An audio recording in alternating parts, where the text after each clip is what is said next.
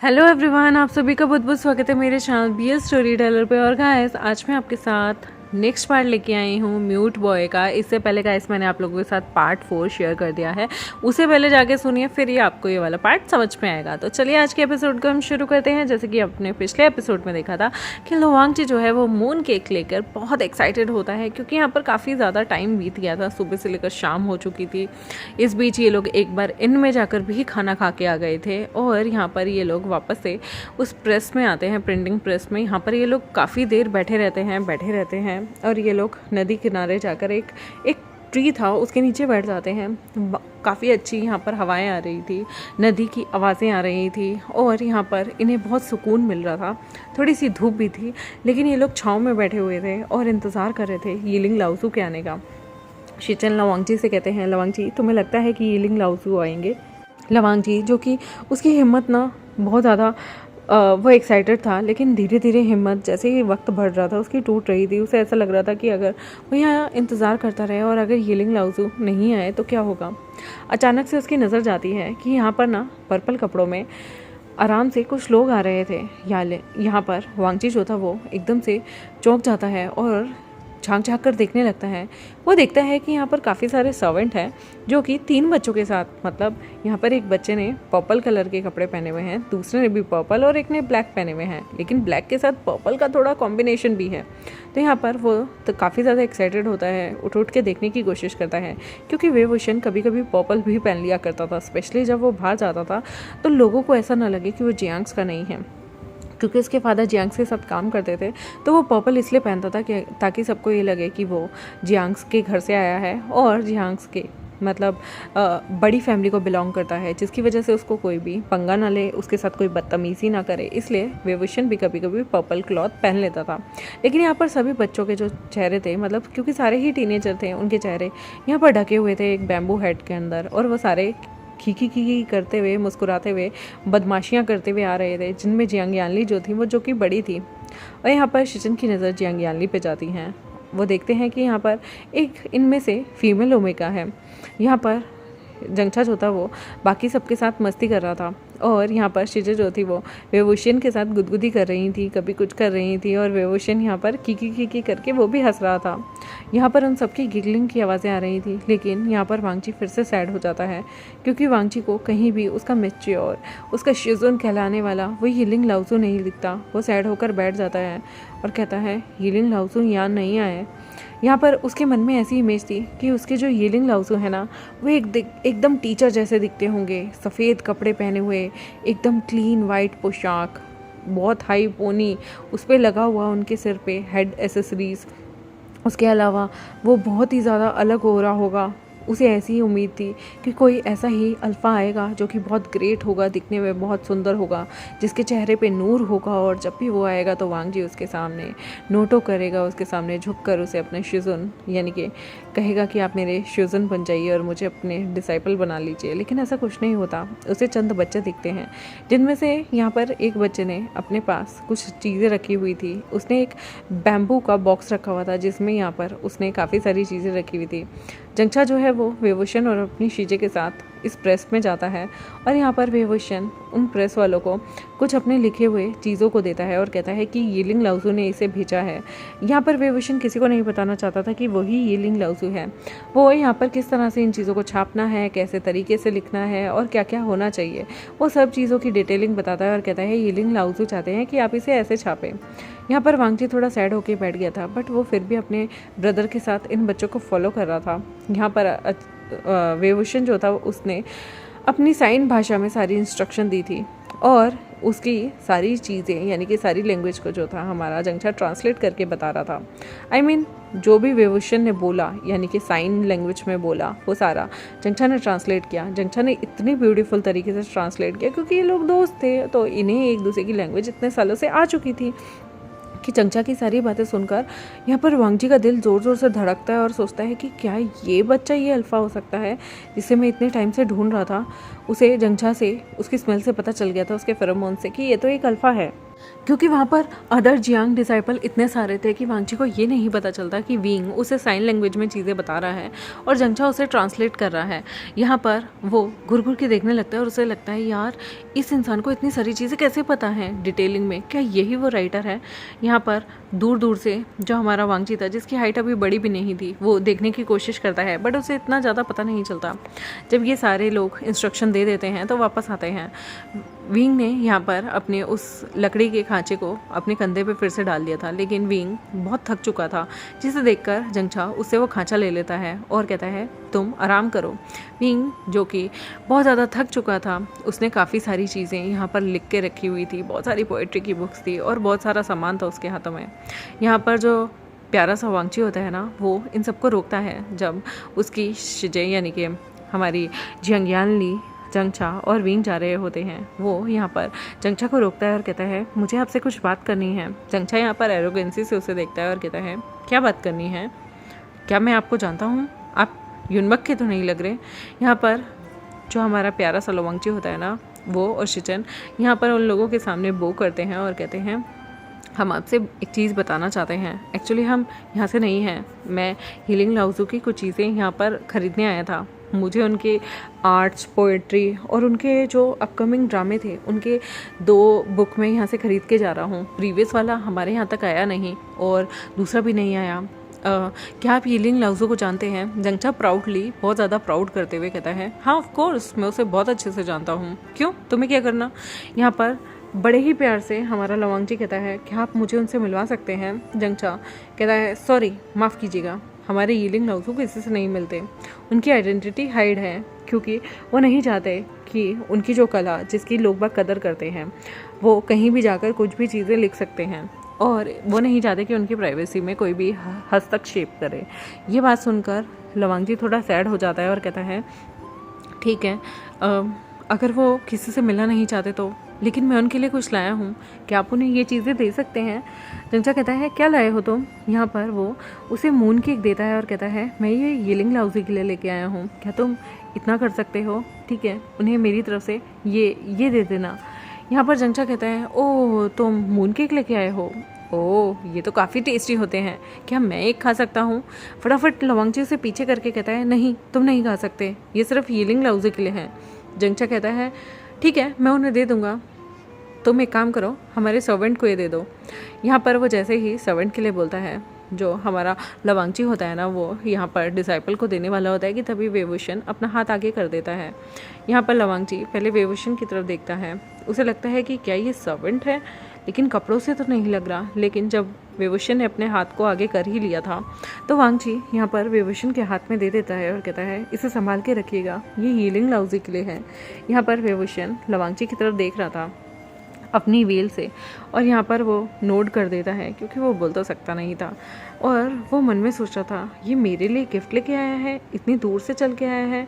Wing को थोड़ा बुरा भी लग रहा था कि ये इंसान यीलिंग लाउजी से मिलना चाहता है, लेकिन विंग अपनी आइडेंटिटी कैसे रिवील करे कि वो एक ओमेगा सिर्फ 14 साल का बच्चा है, एक टीनेजर है। विंग जो है वो आगे बढ़ने लगता है, वांगची उसे कहता है रुको ज़रा। विंग अब रुक जाता है और उसे ऐसा लगता है कहीं से मेरी आइडेंटिटी पता तो नहीं चल गई। वांगची यहाँ पर उसके पास आता है और वांगची यहाँ अपने कपड़ों में कुछ हाथ मारता है और कहता है ये मैं उन्हें देना चाहता हूँ। विंग देखता है कि वांगची ने यहाँ पर एक जेड के मोतियों का टसल लेके आया हुआ था, और उस टसल के साथ साथ एक जेड का, उस पे क्लाउड रेसेस का चिन्ह भी था। यहाँ पर वो कहता है मैं उन्हें ये भी भेंट करना चाहता हूँ, मेरे दिमाग से निकल गई थी, क्या आप ये उन्हें दे देंगे? विंग यहाँ पर अपने सिर को नोट कर देता है, क्योंकि जंगचा कहता है हाँ बिल्कुल मिल जाएगा तुम्हारे यीलिंग लाउजी को, तुम्हें हम पे यकीन नहीं, तुमने देखा नहीं अभी उनकी पोइट्री यहाँ लेके आए थे इस प्रेस में प्रेस होने के लिए। यहाँ पर लवांगची कहता है वो कब तक प्रेस होगी, मतलब कब तक वो छप जाएगी, मैं उसे भी अपने साथ लेके जाना चाहता हूँ। विंग देखता है कि ये इंसान कितना ज़्यादा ईगर है इस सब के लिए, तो विंग यहाँ पर जंगचा को साइन लैंग्वेज में कुछ बोलता है। वो जंगचा को कहता है कि मुझे लगता है कि हमें अपनी प्रिंटिंग की चीज़ों को बढ़ा देना चाहिए, बाहर के लोगों को ये सारी चीज़ें नहीं मिल रही और उन्हें इतना पैसा खर्च करके हमारे यूनबक में आना पड़ता है। यहाँ पर जंगचा उसे समझाता है उसकी साइन लैंग्वेज में कि ये बहुत अच्छी बात है कि बाहर के लोग यहाँ आते हैं, जिससे उनके यहाँ के लोगों को कारोबार भी मिलता है। क्योंकि जब एक जगह से दूसरी जगह लोग बग जाते हैं, घूमने जाते हैं, तो वो हर चीज़ में खर्चा करते हैं, जैसे कि खाने पे खर्चा, रहने पे खर्चा और बहुत सारी चीज़ें परचेज़ भी करते हैं, जिसकी वजह से यहाँ पर युनमक की आय जो है यानी कि इनकम जो है वो बढ़ जाती है और जिसकी वजह से उन्हें काफ़ी प्रॉफिट होता है। तो यहाँ पर विंग जो है वो मुस्कुराता है और कहता है ये तो बहुत अच्छी बात है, लेकिन जो लोग अफोर्ड नहीं कर सकते उनका क्या। जंगचा कहता है यही लोग काफ़ी सारी चीज़ें खरीद कर वहाँ ले जाते हैं। इनमें से बहुत सारे लोग इसके नावल की कॉपियाँ, यहाँ तक कि युनमक की जो सबसे मशहूर चीज़ें हैं स्टेशनरी, वो चीज़, इवन फूड भी ये लोग लेके जाते हैं और लोगों को खिलाते हैं। इसी तरीके से एक बिज़नेस चलता है। तो यहाँ पर विभूषण कहता है ये तो मैं समझता हूँ, चलो कोई बात नहीं। यहाँ पर वो लवांगची को बाय कहता है। उसके बाद विंग जो है वो पास में ही जाकर बैठ जाता है। ये तीनों बच्चे बैठे हुए थे और वांगची देख रहा था। वांगची भी वहाँ सैड होकर बैठ जाता है, लेकिन वो सोचता है ये तीनों कितने लकी हैं, ये यीलिंग लाओजी को जानते हैं। अगर ये थोड़ा सा उन लोगों के साथ रहेगा, उनके साथ क्या पता ये लोग यीलिंग लाओजी से उसे मिलवा दें। यहाँ पर ये सारे जाकर जैसे ही बैठते हैं तो विभूषण जो था ना वो अपनी बांसुरी निकालता है और वो एक धुन को बजाने लगता है। विभूषण की बांसुरी से जो धुन निकलती है ना, लंजा 2 मिनट के लिए आश्चर्यचकित रह जाता है। विभूषण ने अभी भी अपने चेहरे पे यहाँ पर वेल लगाई हुई थी, बैम्बू हेड पहना हुआ था, लेकिन यहाँ पर वेल के अंदर से ही, क्योंकि वेल ने उसकी बैम्बू हेड के चारों ओर को कवर किया हुआ था लेकिन उसके मुंह को नहीं। यहाँ पर वो जिस धुन को बजा रहा था, उस धुन को सुनने के बाद लवांगजी को याद आता है कि यीलिंग लाओजी ने इस तरह की एक पोइट्री लिखी थी जो कि बहुत ब्यूटीफुल थी और उसे वचन में या फिर उसे इस धुन में बजाना बहुत मुश्किल है। लेकिन ये 14 साल का एक टीनेज सा ओमेगा, क्योंकि विभूषण की बॉडी से स्मेल आ गई थी ओमेगा वाली, तो कहता है ये कैसे बजा सकता है। उसे अनबिलीवेबल लगता है और वो मन में सोचता है यार वो पोइट्री इतनी दमदार थी ना, इतनी बढ़िया थी। मतलब उसे पढ़ने के बाद ना वांगजी की आंखों से फर्स्ट टाइम इमोशनल आंसू आए थे बिना किसी लव फीलिंग के। उसके मन में पहली बार एक लव जगा और एक इमोशनल आंसू आ गए थे उस पोइट्री को पढ़ के। और जब विंग ये धुन बजाता है ना, वांगजी की आंखों में फिर से आंसू आ जाते हैं क्योंकि वो इतनी अच्छी थी। यहाँ पर लवांगजी उसके पास आता है और विंग से कहता है ये तुम कैसे बजा लेते हो, ये तो सबसे ज़्यादा डिफ़िकल्ट पोइट्री है ना यीलिंग लाओजी की। विंग तो बोल नहीं सकता था, तो हमारा जंगचा जवाब देते हुए कहता है तो क्या तुम नहीं जानते, यीलिंग लाओजी को बांसुरी बजाना सबसे ज़्यादा पसंद है और यीलिंग लाओजी ने पर्सनली ट्रेन किया है मेरे दोस्त को, विभूषण को। वांगजी कहता है सच्ची, क्या उन्हें बांसुरी बजाना पसंद है? क्या आप मुझे थोड़ा और टाइम दे सकते हैं? मैं उनके लिए एक और चीज़ गिफ्ट करना चाहता हूँ। यहाँ पर जो हमारा जंगचा था ना वो उसे कहता है क्या गिफ्ट करना चाहते हो? वैसे तुम्हें जो भी गिफ्ट करना है तुम दे सकते हो। हम आज शाम यहाँ पर सैटरडे मार्केट लगेगी, यानी कि शनिवार की मार्केट को हम घूमेंगे। तुम वहाँ पर हम लास्ट में लेक पे भी जाएंगे, तुम उस लेक के आसपास आ जाना। हम लोग बोटिंग करने जाते हैं, तब तुम जो गिफ्ट देने हैं वो दे सकते हो। वांगची कहता है सच्ची? यहाँ पर जंगचा कहता है मैं झूठ थोड़ी बोलूँगा, मैंने कहा ना तुम्हें यीलिंग लाओजी ने ही हमारे विंग को ट्रेन किया है। अक्सर ये चीज़ जंगचा झूठ तो नहीं बोल रहा था, क्योंकि यीलिंग लाओजी के नाम से जो वो पोइट्री लिखता था विभूषण, उसी ने ही उसे इस धुन को बजाने के लिए कहीं ना कहीं प्रेरित किया था। तो जंगचा मतलब अगर कहा जाए तो डिप्लोमेटिक वर्ड में बिल्कुल सही बात कह रहा था। यहाँ पर लवांगजी सोचता है कि अगर यीलिंग लाओजी ने इस इंसान को इतनी अच्छी धुन बजाने के लिए ट्रेन किया है, तो अगर यीलिंग लाओजी ने उस धुन को खुद बजाया होगा तो कितनी अच्छी लगेगी। और अगर वो धुन बजा सकते हैं इस तरह से फ्लूट पे, तो क्यों ना उन्हें एक जेड फ्लूट गिफ्ट की जाए, क्योंकि यहाँ पर विंग तो एक बैम्बू की फ्लूट बजा रहा था और कभी विंग के मतलब ध्यान में भी नहीं आया कि वो एक जेड फ्लूट ले, ना ही कभी किसी ने उसे प्रेरित किया। उसे इतना ज़्यादा मतलब बाहर आने जाने की इतना इच्छा भी नहीं होती थी। यहाँ पर जंगचा का मन करता था कि अपकमिंग बर्थडे पे वो विंग को फ्लूट गिफ्ट करेगा, लेकिन इससे पहले ही वांगची को ये आइडिया आ जाता है और वांगची कहता है कि आप थोड़ी देर के लिए यहीं रहेंगे? जंगचा कहता है हम थोड़ी देर बाद यहाँ से शनि मार्केट के लिए निकल जाएंगे और हम सैटरडे को वहीं घूमेंगे, और उसके बाद मैंने तुम्हें कहा है ना बोट के लिए आएंगे, वहाँ जाना।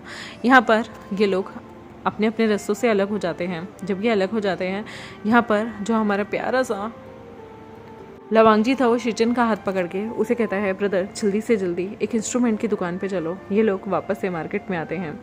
यहाँ पर जो हमारे प्यारे से अंकल चिरन थे वो वापस से इस साइड आ ही रहे होते हैं कि वो अपने दोनों नेफ्यू से मिल जाते हैं। उनके नेफ्यू कहते हैं, अंकल हम लोगों को इस तरह से सैटरडे मार्केट जाना होगा और झील के उस किनारे पे हमें यीलिंग लाओज़ू को एक और गिफ्ट देना होगा। अंकल चिरन भी लवांग जी की उत्सुकता को बहुत अच्छे से समझ सकते थे और वो जानते थे कि लवांग जी कितना उत्सुक है ये सारी चीज़ें करने के लिए। और वो कहते हैं ठीक है, अगर तुम्हें कुछ ख़रीदना है तो। लवांग जी कहते हैं मुझे एक जेड फ्लूट ख़रीदनी है। अंकल चिरन कहते हैं वो तो काफ़ी महंगी आती है। लवांग जी कहता है मुझे प्लीज़ उन्हें गिफ्ट करनी है। लवांग जी ने इतना महंगा गिफ्ट कभी किसी को नहीं दिया। इवन लवांग जी से सच बताएं तो लवांग जी ने कभी किसी को कोई गिफ्ट नहीं दिया। वो इन चीज़ों में बिलीव ही नहीं करता। लेकिन जहाँ बात उसके मन पसंदीदा शख्स की आ जाती है, वो अपनी बाकी की कमाई या फिर जितना भी वो यहाँ पर चीज़ें लिख कर अपनी ड्यूटी करके पैसे कमाया करता था, स्पेशली अपनी कमाई से वो जेड जितने भी उसके पास उसने गोल्ड कॉइन सिल्वर कॉइन इकट्ठे किए थे वो सारे अपने अंकल को दे देता है और कहता है कि प्लीज़ उनके लिए एक जेड फ्लूट ले लो। उसके अंकल कहते हैं मेरे पास पैसे हैं, लेकिन वांगची कहता है नहीं, मैंने अभी तक जितना भी लैंड सेक्ट में सर्व किया है एज अ सेकेंड प्रिंस और जितनी भी मैंने कमाई की है मैं उससे उन पैसों से चाहता हूँ कि उनके लिए जेड फ्लूट ली जाए। यहाँ पर वांगची बहुत ज़्यादा डेस्परेट था यीलिंग लाओज़ू को लेके, वो पागल था और यहाँ पर वो सबसे सुंदर जेड की जो फ्लूट थी वो पसंद करता है। और इतनी ब्यूटीफुल फ्लूट थी ना वो, वाइट और टर्क्विश कलर की, मतलब इतनी खूबसूरत कि उसे हाथ लगाओ मैली होती हो, बिल्कुल ऐसी थी। वांगची यहाँ पर काफ़ी खुश था।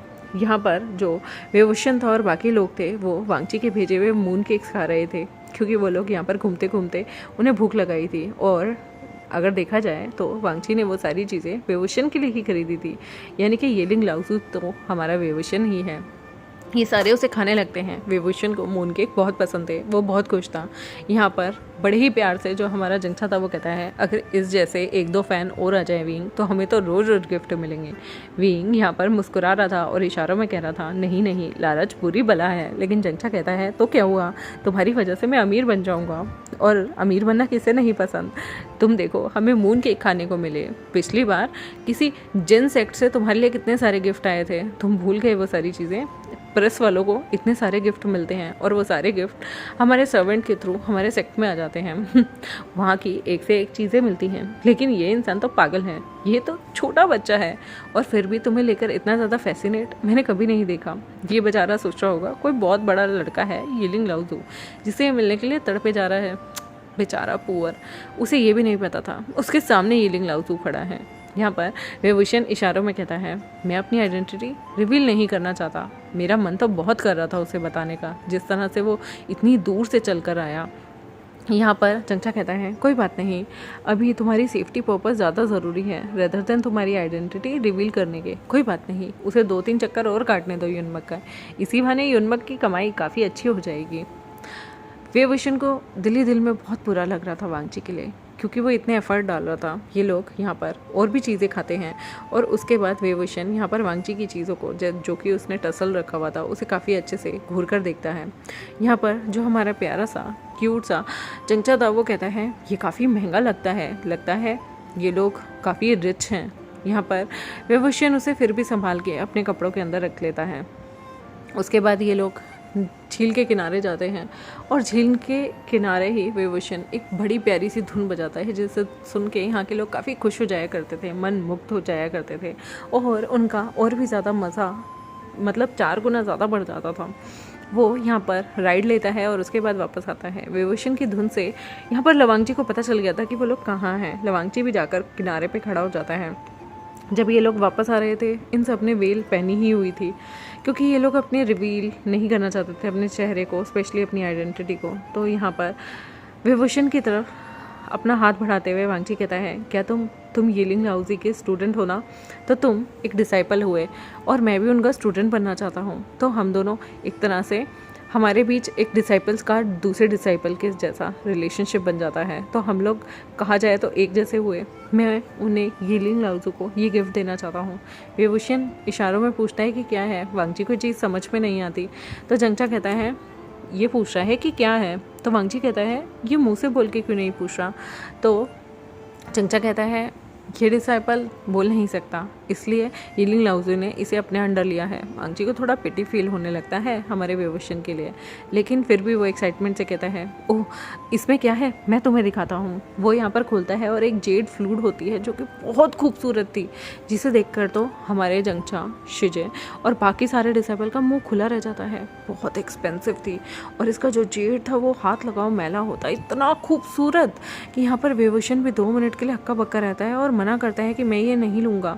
लेकिन जो हमारा वांगची होता है वो कहता है, ये तुम्हारे लिए नहीं है, तुम्हारे शिजुन के लिए है। प्लीज़, मैंने अपनी जितनी भी कमाई हमारे लैंड सेक्ट में रहकर कमाई है, जितना भी मैं सेकंड प्रिंस के नाते मुझे जो भी भत्ता मिलता था, जो भी सैलरी मिलती थी, जो भी काम मैंने किए हैं, वो सारी कमाई मैं उन्हें देना चाहता हूँ। मैं उन्हें मतलब मैं क्या बताऊँ, मैं उन्हें आइडल की तरह पूछता हूँ और ये सब चीज़ें उनके लिए हैं। यहाँ पर ना ये सारी चीज़ें देख के वेवोशन, जो कि वेल के पीछे था, उसकी आंखों में आंसू आ गए थे कि कोई इंसान उससे इतना ज़्यादा लगाव कर सकता है और मजबूरी ऐसी कि उसके सामने यिलिंग लाओज़ू है, वो उसे बता भी नहीं पा रहा। वेवोशन अपने आंसुओं को पोंछता है और यहाँ पर गिफ्ट ले लेता है। वेवोशन ने यहाँ पर गिफ्ट तो ले लिया था, लेकिन उसे समझ नहीं आ रहा था कि उसे बदले में क्या गिफ्ट देना चाहिए। वेवोशन यहाँ पर अपनी एक टसल को निकालता है और उसे दे देता है। जंगचा उसे रोकता है, ये क्या कर रहे हो, क्योंकि वेवोशन ने यहाँ पर एक लोटस टसल निकाली थी जो कि बहुत कीमती टसल थी। वेवोशन के पेरेंट्स उसके लिए स्पेशली जब भी वो भ्रमण पे जाते थे, अभी तक का उन्होंने सबसे बड़ा नाइट हंट जो किया, उसमें सबसे बड़ा जो उन्हें उपहार मिला वो वाइट टसल थी, जिसमें वो बहुत बड़ा जेड लगा हुआ था जो कि लोटस का था और बहुत प्रिटी था और वो रेनबो कलर में था, मतलब उसमें मल्टी कलर चीज़ें होती थी। था तो वो बना हुआ ब्लैक कलर का, लेकिन उसमें से रेनबो शाइन निकलती थी, जिसकी वजह से वो बहुत खूबसूरत लगता था। वेवोशन वो टसल निकाल के उसे देता है और इशारों में यहाँ पर बोलता है जंगचा को कि वो ट्रांसलेट करे। वो जंगचा ट्रांसलेट करने लगता है। यहाँ पर वो बोलता है, जब भी तुम आने वाले फ्यूचर में, यानी कि आज से 5 या 10 साल बाद ये टसल दोगे यिलिंग लाओज़ू को, तो वो तुम्हें पहचान जाएंगे और वो तुमसे मिलने ज़रूर आएंगे, लेकिन अगले 5 सालों तक या फिर 10 सालों तक वो तुमसे नहीं मिल सकते। लगभग 5 साल तो बिल्कुल भी नहीं। यहाँ पर वांगची कहता है, 5 साल बाद मैं उनसे मिलने के लिए इस टसल का इस्तेमाल ज़रूर करूँगा। यहाँ पर वांगची की इतनी उत्सुकता देखकर विंग को थोड़ी शांति मिलती है। वांगची के चेहरे पे स्माइल आ गई थी। यहाँ पर वो कहता है, ये यिलिंग लाओज़ू की फेवरेट है, तो इसे घुमाना मत। वांगची कहता है, मैं इसे जान से भी ज़्यादा प्यार से रखूँगा। थैंक यू मुझे इस गिफ्ट देने के लिए। वांगची जो है वो यहाँ पर बो करता है और सच में वो यहाँ पर शुक्रिया अदा करना चाहता था कि इतना प्यारा गिफ्ट जो वांगची को प्यारी सी टसल यहाँ पर मिल गई थी और उस पर जो जेड लगा था उसे देखकर शिचन कहते हैं, ये तो बहुत महंगा है, तुम्हें तुम्हारे गुरु ने दिया। वेवोशन इशारों में हाँ करता है। वो कहते हैं, ये तो सबसे ज़्यादा प्रिय शिष्य को मिलता है, तुम उनके प्रिय शिष्य होगे। वांगची तुम ये कैसे रख सकते हो। यहाँ पर वेवोशन समझाता है, नहीं, ये उनके सबसे फेवरेट जो भी उन्हें आइडल मानता होगा उसको देने के लिए ही मुझे दिया गया है। आप इसकी चिंता मत कीजिएगा, लेकिन जब भी आपको मिलना हो, आज से 5 साल बाद या 4-5 साल बाद, जब भी आपको मिलना हो, आप इसका इस्तेमाल करके उनसे मिल सकते हैं। फ़िलहाल वो नहीं मिलना चाहते। यहाँ पर शिचन कहते हैं, वांगची फाइनली तुम्हारे यहाँ आना सक्सेसफुल हुआ। वांगची यहाँ पर उसे थैंक्स कहते हैं और यहाँ पर इन लोगों के रास्ते जो थे वो अलग अलग हो जाते हैं। जियांग्स यहाँ पर पूरी मार्केट घूमने के बाद अपने लोटस पेयर चले जाते हैं। वेवोशन अभी भी इतने महंगे गिफ्ट को अपनी सीने से लगाए हुए था। एक तो वांगची ने उसे जेड टसल दिया था और दूसरा यहाँ पर उसे ये फ्लूट मिली थी। उसने अपने जेड टसल जहाँ उसने बांधा हुआ था उसे वांगची के टसल से रिप्लेस कर दिया था और यहाँ पर उस फ्लूट को अपने सीने से लगाए रखा था। उसकी प्यारी बैम्बू फ्लूट जिसे वो बजाता था, उसे अब वो ओकेजनली बजाएगा, लेकिन जब जब उसका दिल मोह करेगा या फिर उसका दिल खुश होगा, तब तब वो इस जेड फ्लूट को यूज़ करना चाहता है अपने काम के लिए। वो काफ़ी खुश होता है। उसे पहली बार किसी ने इतना प्रीशियस गिफ्ट दिया। लोग देते हैं गिफ्ट्स, लेकिन किसी ने उसकी चीज़ों को भाप कर गिफ्ट दिया। लोग अपने अकॉर्डिंग उसे गिफ्ट भेजते थे। पहली बार किसी ने उसकी खुशी के अकॉर्डिंग उसे गिफ्ट भेजा। उसे बहुत अच्छा लगता है। देखते हैं गाइस आगे क्या होता है। इन दोनों की किस्मत इन्हें फिर से कैसे मिलाएगी और जब यहाँ पर 16 साल की उम्र में वांगची और वेवोशन का आमना सामना होगा एज अ डिसाइपल, तो इनके बीच क्या रहेगा, क्या नहीं रहेगा, कैसे वांगची को पता चलेगा कि उसका यिलिंग लाओज़ू और कोई नहीं बल्कि यिलिंग पैट्रियार्क हमारा प्यारा वेवोशन है। क्या उसका दिल टूटेगा या फिर वो खुश हो जाएगा। और ये आपस में इनकी ये मुलाकात कहाँ तक रंग लाएगी, देखते हैं आने वाले एपिसोड में। तब तक मेरे चैनल को सब्सक्राइब, वीडियोस को लाइक, बेल आइकन को प्रेस कर दें। मिलते हैं आपसे नेक्स्ट एपिसोड में। बाय।